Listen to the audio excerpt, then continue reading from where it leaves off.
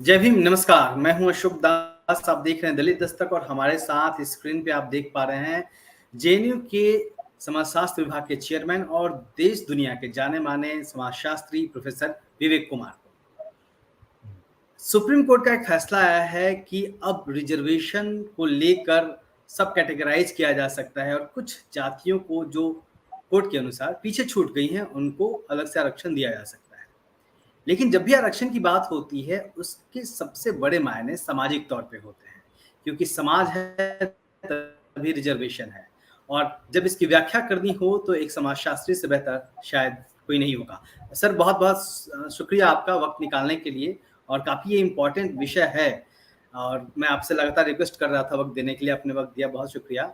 Sir, ये जो फैसला आया है आपने उसको देखा, सुना, इस फैसले के मायने क्या हैं? आप किस तरीके से देख रहे हैं इसको? समाज पर इसका क्या फ़र्क पड़ेगा?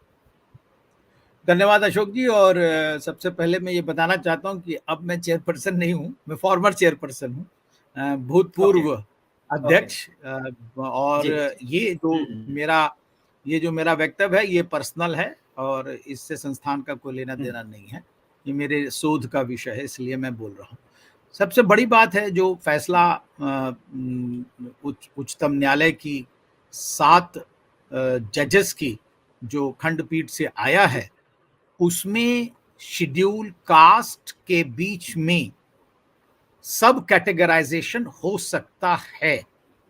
क्योंकि क्या कहा जाता है कि भारतीय संविधान के अनुच्छेद 341 के तहत लिस्ट बनी थी शेड्यूल कास्ट की, और लगातार, क्योंकि जब लिस्ट बनाई जाती है तो स्टेट चिन्हित करके प्रेसिडेंट को भेजता है और प्रेसिडेंट उसको अनुमानित करता है और उसको अनुशंसा देता है, और तब कहीं जा करके जो कास्ट होती है वो शेड्यूल में आती है।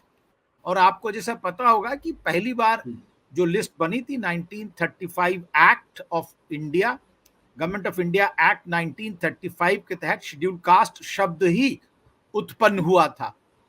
तो तब से लगातार लिस्ट बनती चली जाती है और करीब करीब कभी 1200 जातियां जो हैं वो शेड्यूल कास्ट की लिस्ट में हैं, जिनको शेड्यूल कास्ट कहा जाता है।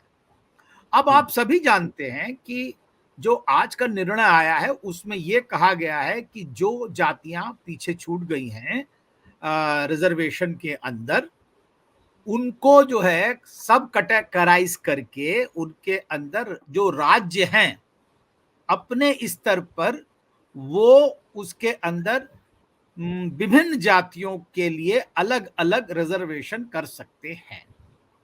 अब ये केवल और केवल शेड्यूल कास्ट के लिए कहा गया है, हुँ, ऐसा नहीं है कि शेड्यूल ट्राइब के लिए नहीं है, हुँ, हुँ, लेकिन शेड्यूल कास्ट के लिए कहा गया है। और प्रत्येक प्रांत में भारत के अलग अलग लिस्ट बनी है। जैसे उत्तर प्रदेश का मैं रिसर्च करूं तो वहां पर 66 जातियां हैं, शेड्यूल कास्ट जी। की 66 जातियां हैं।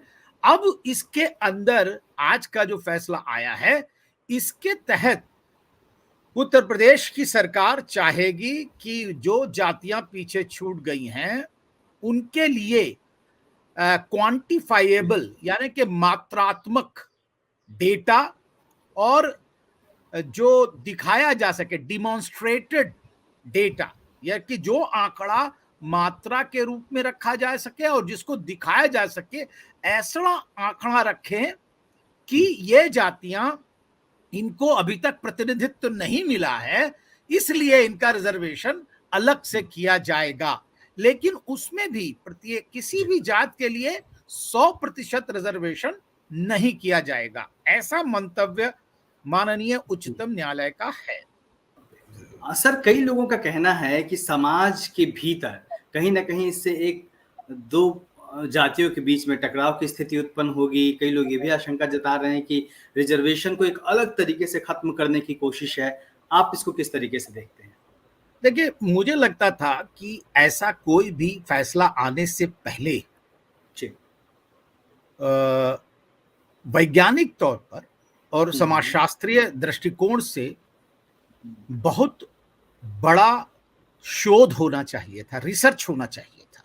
हुँ, और रिसर्च में ये होना चाहिए था कि भारतीय संविधान के लागू होने के बाद से जी। भारत सरकार ने और सभी राज्य सरकारों ने अभी हुँ, तक आरक्षण के तहत या आरक्षण के अंतर्गत भारत में कितनी सीटें उपलब्ध कराई हैं शेड्यूल हुँ, हुँ, कास्ट लोगों को, क्योंकि यहां हुँ, शेड्यूल ट्राइब की बात नहीं हो रही है। जी, और शेड्यूल ट्राइब को छोड़ दिया गया है।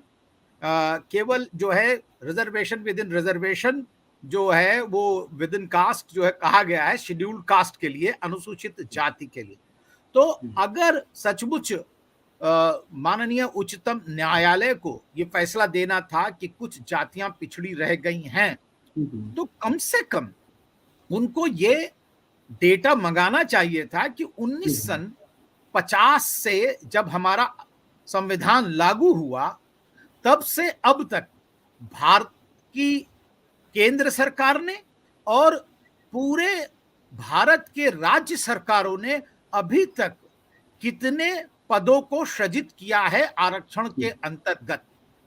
जी, दूसरा, उनको श्वेत पत्र ला के ये बताना चाहिए था कि जी, हाँ इतनी हमने सीटें उपलब्ध कराई हैं, सृजित करी हैं, और अब तक हुँ, 2024 तक जो है इतनी सीटें भरी गई हैं, इतने लोग लाभान्वित हुए हैं हुँ, और इतनी सीटें खाली पड़ी हैं।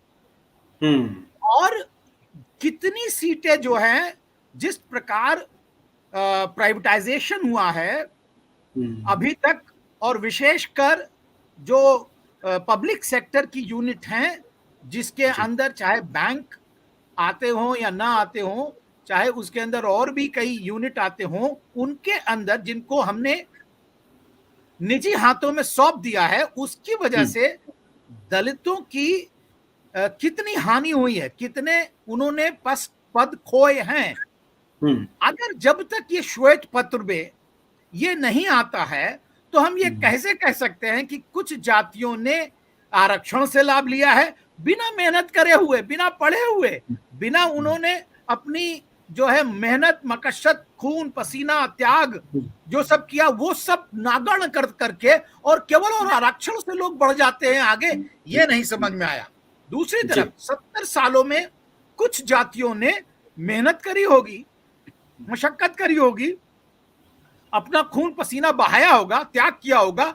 अगर आज उनकी आर्थिक हालत सही हो जाती है तो आप कह रहे हैं कि नहीं हम उनको अब आरक्षण नहीं देंगे, तो इसमें राज्य का कहां से हाथ आ गया?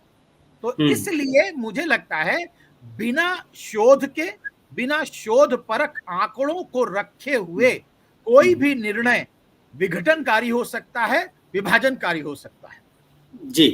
सर, इस पे चर्चा बहुत कम होती है, तमाम बैकलॉग हैं, तमाम आंदोलन चलते रहते हैं देश भर में, अलग-अलग विभागों के लोग सामने आते हैं कि कर्मचारी नहीं हैं, एससी-एसटी को नॉट फाउंड सूटेबल, ओबीसी को नॉट फाउंड सूटेबल कह के पद खाली रखे जाते हैं।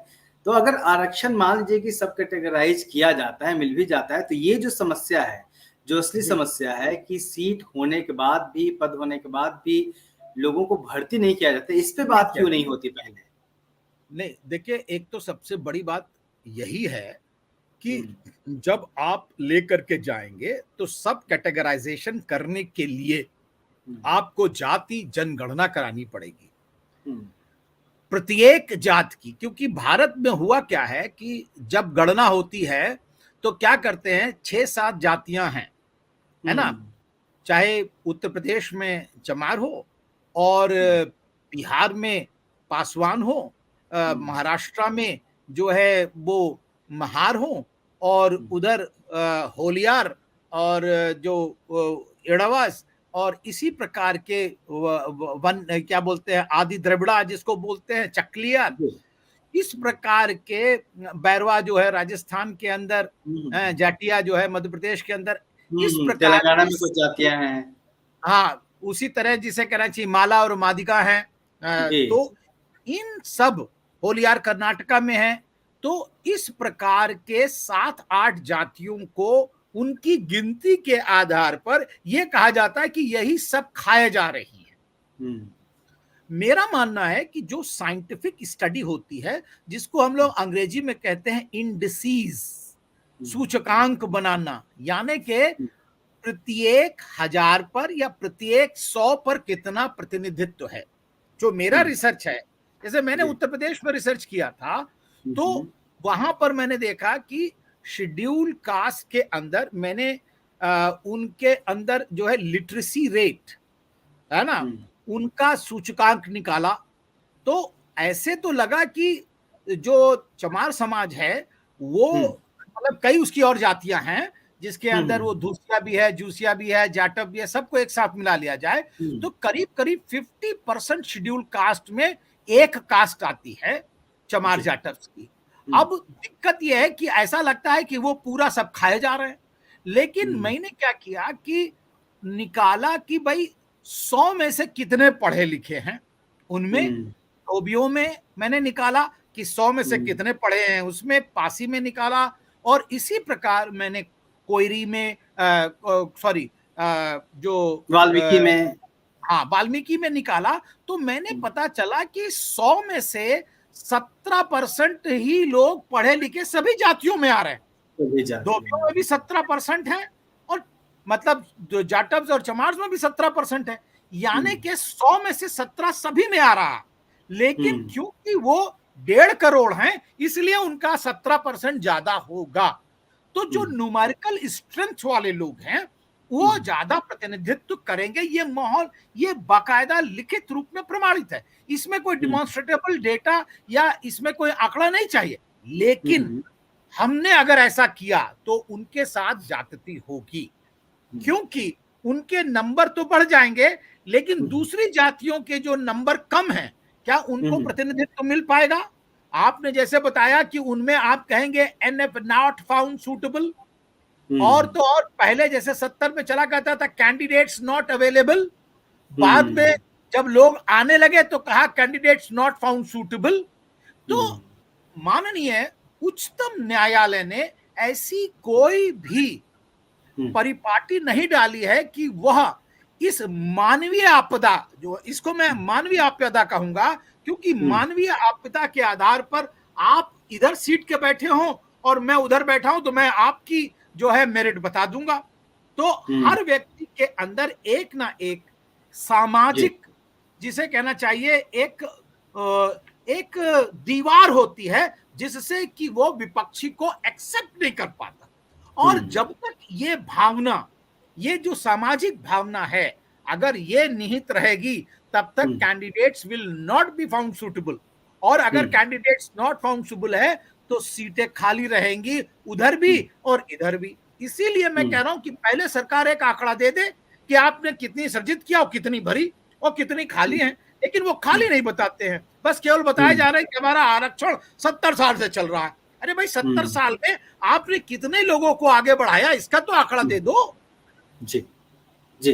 तो सर आगे क्या होना है, अब इसमें आगे क्या हो सकता है, किस तरीके से समाज बदलेगा, इसके राजनीतिक तौर पर इसका क्या फर्क पड़ेगा, इम्पैक्ट पड़ेगा? देखिए, एक बात तो यह है कि राजनीतिक तौर पर जिस प्रकार से सरकारी नौकरियां खत्म की जा रही हैं या खत्म हो रही हैं, उन पर बहस करके हमें जितना भी निजी क्षेत्र में जो सरकार ने दिया है, चाहे वो भूमि दी हो, चाहे वो लोन दिया हो, लोन देना, सरकारी बैंकों से लोन देना, इसमें प्राइवेटाइजेशन कहां से आ गया कि प्राइवेट वालों ने जो है उन्होंने अपनी पूंजी लगा दी। अगर सरकारी बैंक से लोन लिया, सरकार की रोड पे चल रहा है, सरकार की पुलिस से वो सहायता ले रहा है, सरकार की जितनी भी यूनिवर्सिटी हैं उनसे वो R&D लेता है, यानी कि रिसर्च एंड डेवलपमेंट के इंजीनियर लेता है, वो वहीं से जो है चलाने वाले मैनेजमेंट एक्सपर्ट लेता है। अगर वो सरकार की जितनी भी इकाई है उनसे सहायता ले रहा है, तो इसमें प्राइवेटाइजेशन कहां हुआ? इसलिए बहस प्राइवेट सेक्टर के रिजर्वेशन पर जोर शोर से होनी चाहिए। प्राइवेट सेक्टर के रिजर्वेशन पर बहुत बड़ी एक नई बात कही है आपने। सर आखिरी कमेंट क्या होगा इस मुद्दे पे आपका? मैं फिर से जोर दे करके कहूंगा कि जाते जाते एक्चुअली एक जज साहिबा हैं, उन्होंने हाँ, डिसेंटिंग नोट भी दिया है। बेला त्रिवेदी, जस्टिस बेला त्रिवेदी आई थी। जी, जस्टिस माननीय जस्टिस बेला त्रिवेदी जी की सराहना करनी चाहिए कि उन्होंने कहा है कि ये जो जाति के बीच में बंटवारा होगा, ये प्रेसिडेंशियल प्रोक्लेमेशन, क्योंकि प्रेसिडेंट उसको सहमति देता है तब कहीं जाति अनुसूचित जाति बनती है। इसमें स्टेट कैसे प्रेसिडेंट को ओवर पावर करेगा, तो कहीं ना कहीं इसमें राष्ट्रपति की क्या अवहेलना होगी, इसको हमें सोचना पड़ेगा। और इसलिए जब हमारे माननीय न्यायाधीशों ने कहा है कि डिमॉन्स्ट्रेबल डेटा और जो है मात्रात्मक जो क्वांटिफाइबल डेटा है, तो उसके लिए एक साइंटिफिक फॉर्मूला, वैज्ञानिक फॉर्मूला जिसको इंडिसीज कहा जा रहा है, अगर उसको हम नहीं लेंगे तो फिर से हम अनुसूचित जाति और जनजातियों पर जो है अन्याय करें। क्योंकि अगला पड़ाव अभी जैसे ओबीसी में आपने देखिए लगा दिया गया जो है क्रीमी लेयर। अब ओबीसी की क्या गलती थी अशोक जी? ओबीसी की क्या गलती थी? एक तो 95 में पहली बार लगा, यानी कि बाबा साहब अंबेडकर ने 1950 में पिछड़े समाज की जातियों के लिए आरक्षण मांगा था। आपने 45 वर्षों तक आरक्षण नहीं दिया। 45 वर्षों में उसी बैकवर्ड क्लासेस लोगों ने मेहनत करी, मशक्कत करी, खेत जोते, पसीना बहाया, त्याग किया। जब उन्होंने अपनी माली हालत अच्छी कर दी तो आपने उस पर क्रीमी लेयर लगा करके और जो बेचारे 8 लाख से ऊपर आते थे उनको बाहर कर दिया। तो इसमें क्या गलती हुई? और तीसरी बात जो है, जो सबसे खराब बात है कि जिसको कहा जा रहा है कि एक बार अगर मान लीजिए बैकवर्ड रह गए हैं तो और कुछ लोग को नौकरी मिल गई तो उसको निकाल देना चाहिए। मैं कह रहा हूं कि जो शेड्यूल का अनुसूचित जाति के लोग हैं, जिनको अस्पृश्य समाज कहा जाता है, दलित कहा जाता है, उनकी जो प्रताड़ना है, उनका जो पिछड़ापन है वो हजारों वर्ष का है। हजारों वर्षों से उनको पिछाड़ा गया, एन केन प्रकारेण उनको अधिकारों से वंचित किया गया।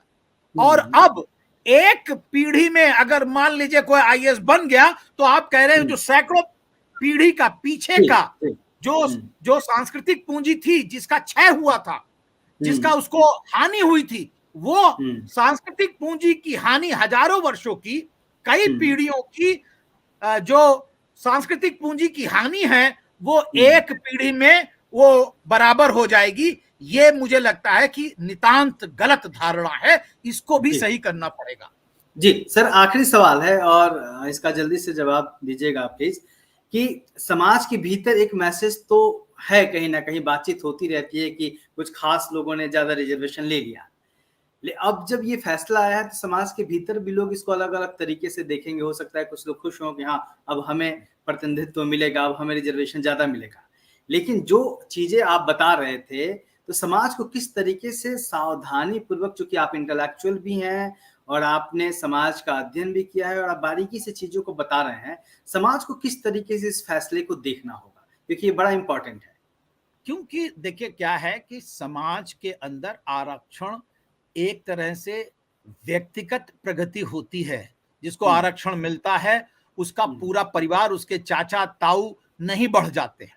वो एक व्यक्ति, इंडिविजुअल जिसको मोबिलिटी होती है उसकी, लेकिन इंडिविजुअल मोबिलिटी को हम पूरे समाज की मोबिलिटी से जोड़ करके देख रहे हैं। ये हमको अपने अंदर गिरेबान में, अपने समाज के दलितों को अपने अंदर गिरेबान में झांक करके देखना पड़ेगा कि क्या एक व्यक्ति को आरक्षण मिलने से पूरे समाज की प्रगति हो रही है या केवल एक व्यक्ति की। और यही मुझे लगता है कहीं ना कहीं माननीय उच्च न्यायालय को भी सोचना चाहिए था, क्या आरक्षण से सामूहिक उन्नति होती है या सामूहिक तरक्की होती है कि व्यक्तिगत तरक्की होती है।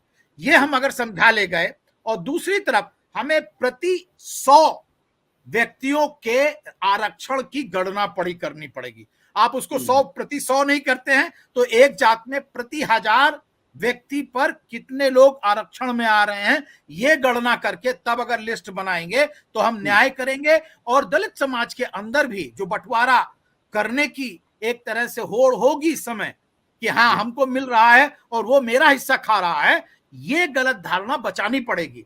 क्योंकि आरक्षण के हिसाब से किसी दलित का हम हिस्सा नहीं खा रहे हैं।